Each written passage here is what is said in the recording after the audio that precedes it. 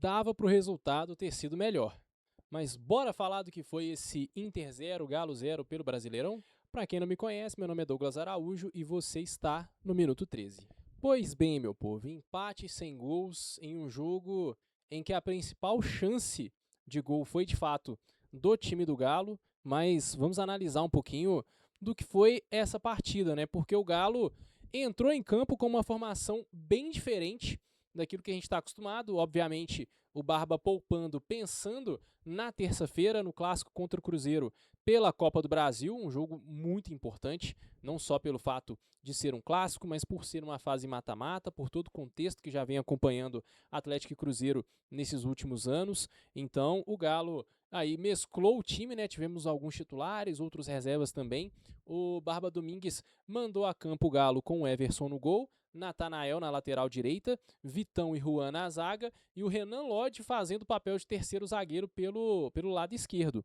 No meio de campo, Tomás Pérez e Cissé, sendo a dupla de volantes. O Barba começou o jogo com o Bernard, o Alaminda e o Pacini sendo o jogador mais à frente pelo lado esquerdo, e o Thiago Borbas no comando do ataque. Eu imaginava que seria o Cassierra, né, nesse jogo aí para ter mais minutos, para tentar voltar ali a balançar as redes, mas o Barba Domingues optou pelo Thiago Borbas nesse jogo de sábado contra o Internacional. Então o Galo vem com esse time mesclado em campo, com aquela mesma linha, né, de uma saída com 3 jogadores no campo de defesa, 4 jogadores ali no meio de campo, 2 jogadores mais pelo meio e 2 jogadores pelo meio não, né, os jogadores hoje um pouco mais espetados pelos cantos, né, o Alaminda e o Bernard, e o Thiago Borba sendo o jogador do comando de ataque. Então, o Galo vem para essa postura, um início de jogo ali e boa parte do primeiro tempo de muita pressão do Internacional, né? E aqui vale o contexto, né? O Internacional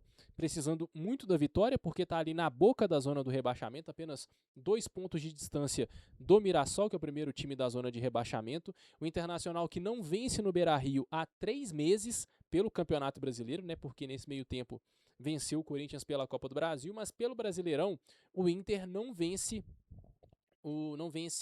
em casa há 3 meses. A última vez foi em maio desse ano. E o Inter tem a segunda pior campanha como mandante. Então, assim, o Inter vem numa situação bem desesperadora. Então, tentou partir muito para cima. Eu imaginei justamente que seria essa a proposta do Internacional, né, de buscar ali fazer uma pressão nos 15 primeiros minutos de jogo.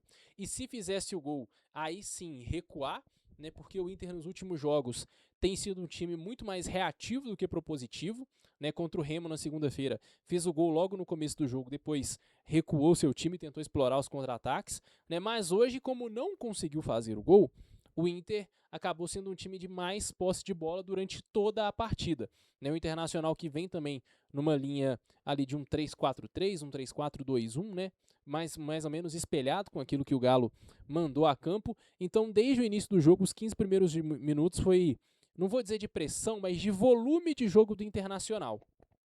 Porque hoje o Everson teve pouquíssimo trabalho no jogo.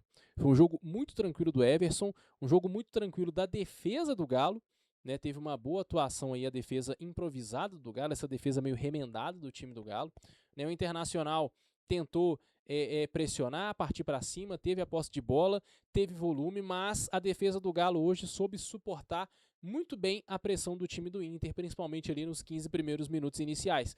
O Galo tinha muita dificuldade no primeiro tempo com a transição defesa e ataque.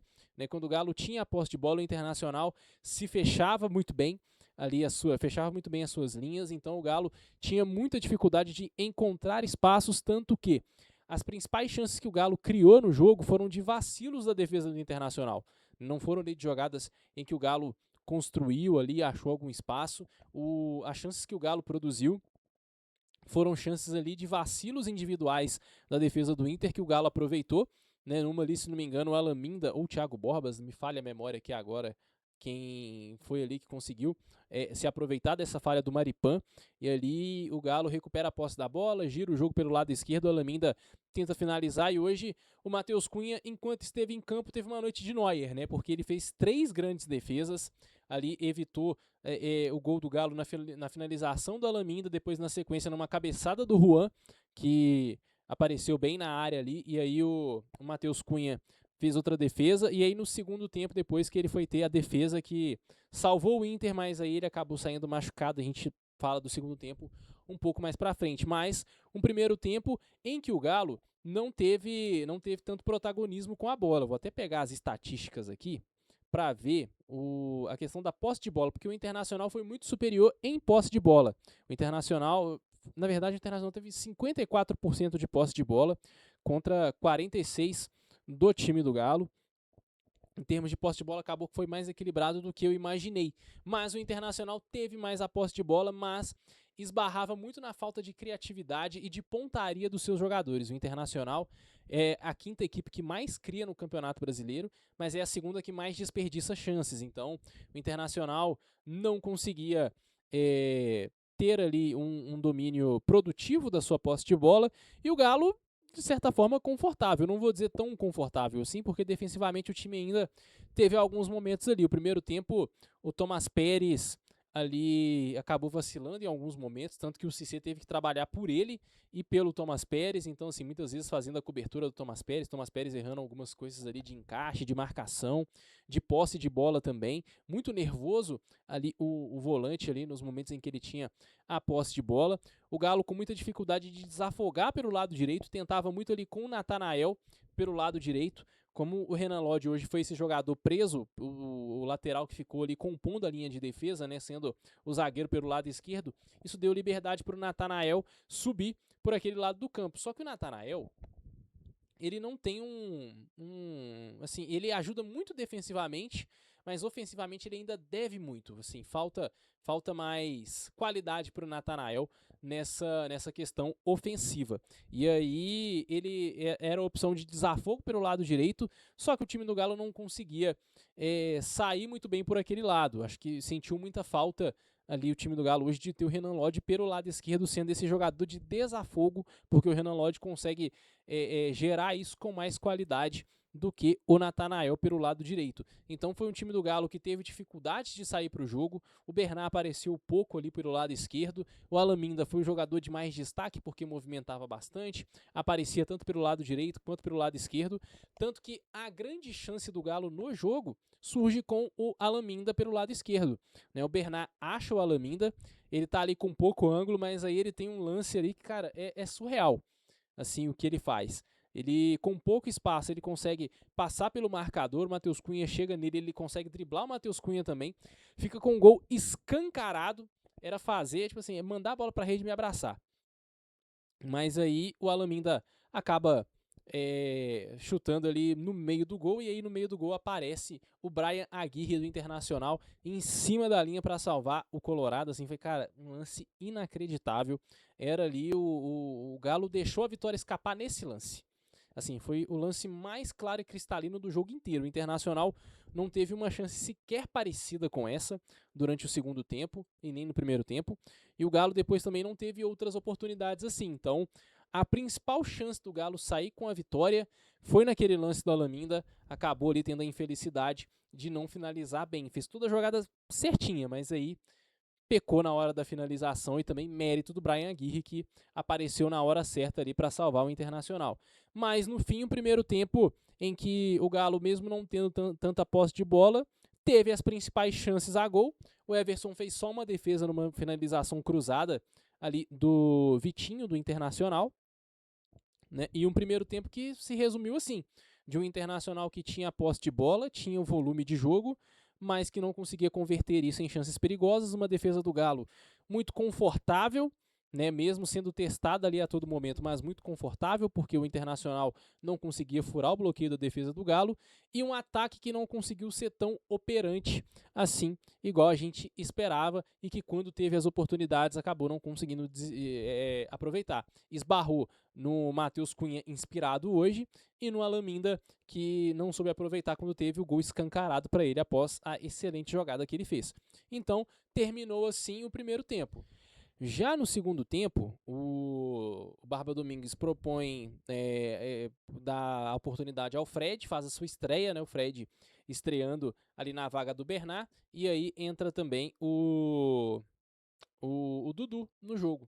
Dudu produziu muito pouco, né? Foi um jogador que acabou ficando espetado ali pelo lado esquerdo, saiu depois ao longo do segundo tempo teve mais mexidas, a entrada do Vitor Hugo, né, no jogo, uma mexida ali na linha de defesa, né? O Renan Lodge sai, entra o Vitor Hugo, o Juan sai, né, para a entrada do Dudu, e aí o Galo acaba se organizando, né, defensivamente com o Natanael, agora sim desse zagueiro. O Vitão, bom jogo, ok, um jogo ok do Vitão, né, dentro daquilo que ele foi testado. Acho que teve alguns momentos ali de nervosismo dele, né, em que ele errou alguns lances ali que quase complicou um pouco a situação para a defesa do Galo, mas fora isso, no geral, um Vitão que fez uma partida ok. Tanto é que ele acabou que assim, não foi um jogo que ele foi tão, como que a gente pode dizer, tão testado assim pela defesa do Internacional, né? Então foi um jogo ok dentro daquilo que o jogo se propôs dele, e aí o Pacini deixou de ser aquele jogador mais à frente, virou o lateral esquerdo, né, para ajudar na saída de bola por aquele lado, então ficou Natanael pelo lado direito, Vitão pelo meio e Vitor Hugo pelo lado esquerdo. E aí o Pacini sendo lateral, o Dudu sendo o jogador da ponta, o Fred atuando pelo meio. E aí no segundo tempo o Galo passou a equilibrar um pouco mais a posse de bola. O Galo passou a ter um pouco mais de domínio da posse de bola, tentava chegar, mas essa posse de bola do time do Galo não se transformou em efetividade ofensiva. Né, teve um lance em que quase saiu o gol com o Vitor Hugo, naquilo que é a especialidade dele, né, e é impressionante o tanto que o Vitor Hugo ele é soberano na bola alta, né, ele precisa de uma oportunidade para mandar a bola para o gol, mas esbarrou mais uma vez no Matheus Cunha, que fez uma defesaça, e aí depois ele teve a infelicidade de se machucar e ser substituído. Só que aí entrou o goleiro Antony do lado do Internacional, e o Galo em nenhum momento conseguiu testar o Antony. Né, que a gente sabe, o goleiro reserva entra muitas vezes meio frio, né, então pode ali num ritmo completamente diferente, né, o jogo já estava num ritmo já, né, tudo bem que essa parada para atendimento ao Matheus Cunha desacelerou muito o jogo ali, né, freou muito o ritmo que tava, e o Galo tava numa crescente, e isso acabou atrapalhando o time do Galo, mas o Antony entrou no jogo, e aí o Galo não conseguiu sequer testar o goleiro do Inter. Né, o Inter voltou a ter ali, depois desse atendimento a Matheus Cunha, substituições, o Inter voltou a ter um protagonismo do jogo, protagonismo de posse de bola, só que uma posse de bola que não foi efetiva. Né, ali o Inter começou a pressionar mais, foi pro desespero, né, um time que está há 3 meses sem ganhar em casa, pelo Brasileirão, tá ali na porta da zona do rebaixamento, jogando em casa, diante da sua torcida, precisando da vitória, vai partir pro desespero, né? Jogando contra um time mesclado, igual o Galo tava hoje, o Internacional foi pro desespero, foi tentando ali achar alguma coisa, tentar achar um gol ali na base do abafa, ali naquela pressão, mas mais uma vez uma posse de bola pouco operante do time do Inter. A defesa do Galo soube lidar bem com a pressão, o Castanho entrou no jogo também, controlou bem ali o meio de campo, o Alan Franco hoje também cumpriu bem a sua função quando entrou no jogo. Então assim, uma defesa do Galo que soube se postar muito bem. Né? E aí mérito para o trabalho do Barba Domingues, porque o Galo chega ao seu segundo jogo seguido sem sofrer gols no Brasileirão. Né, já não havia sofrido na vitória por 3-0 em cima do Grêmio, hoje contra o Internacional, fora de casa, diante das circunstâncias, para o desempenho da defesa foi ok. O Everson quase não teve trabalho no jogo de hoje, gente. Quase não trabalhou, teve só uma defesa no primeiro tempo e depois aquelas defesas pontuais, né, daquela bola que sobra para ele ali fazer uma defesa tranquila. Teve um lance no segundo tempo também, né, uma finalização no meio do gol, mas aí o Everson estava bem posicionado, fez a defesa. Mas no mais, assim, defensivamente, um jogo muito tranquilo do time do Galo. Já ofensivamente, um jogo que ficou devendo. O Thiago Borbas, eu confesso a vocês, eu não gostei muito da atuação dele. Bem discreto, tudo bem que a bola não chegava muito nele ali, mas o que chegou, né, pra ele foi aqueles lances de fazer parede, escorar pro companheiro, dar um passe e tal, mas assim, achei uma atuação nota 6 do Thiago Borbas. O Fred teve pouco tempo ali, tentava alguma coisa, conseguiu achar bons passes em determinados momentos. Esse sim eu acho que vai ser um jogador muito útil para o time do Galo, né? A partir do momento que ele acabar, a tendência, acredito eu, é que ele vire titular. E aí, assim, ele virando titular vai agregar demais ao time do Galo. Já mostrou algumas coisas assim. Claro que o jogo não favoreceu muito, mas quando a bola chegava nele, tinha lucidez, protegia bem a bola, achou bons passes. O Castanho, mais uma vez, entrou muito bem, deu ali uma proteção maior ali pro meio de campo, né? Já que o Cissé estava batalhando muito meio que sozinho ali, já que o Thomas Pérez não foi muito bem no jogo.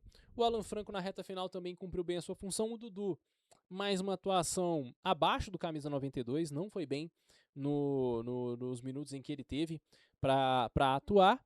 Mas no frigir dos ovos, um 0-0 que é ok, mas que diante das chances que o Galo teve, poderia ter sido um resultado melhor. O Galo poderia ter aproveitado mais do nervosismo do Internacional, poderia ter aproveitado mais do momento ruim da equipe colorada, né? Mas sai com um empate que assim, é aquele gosto meio tipo assim, você olha e fala, tá bom, mas poderia ser melhor. Poderia ser um resultado diferente, o Galo poderia ter saído com a vitória.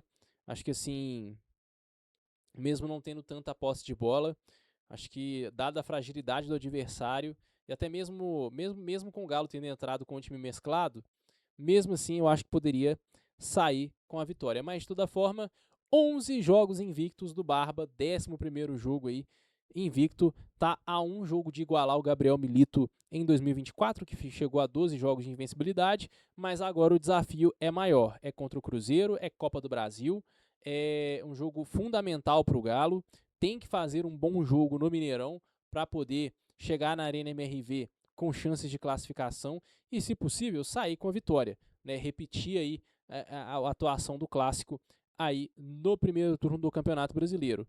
Tem time, subiu de nível com a chegada do Castanho e do Fred, dá para fazer uma boa atuação terça-feira.